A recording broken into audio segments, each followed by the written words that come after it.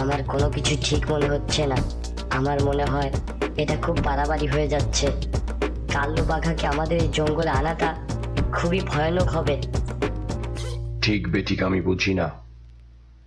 আমি এই জঙ্গলের ক্ষমতা চাই, আর তার জন্য আমি সব কিছু করতে পারি। এর জন্য কার ক্ষতি হলো আর কার লাভ হলো এটার হিসাব আমি পরে দেখব।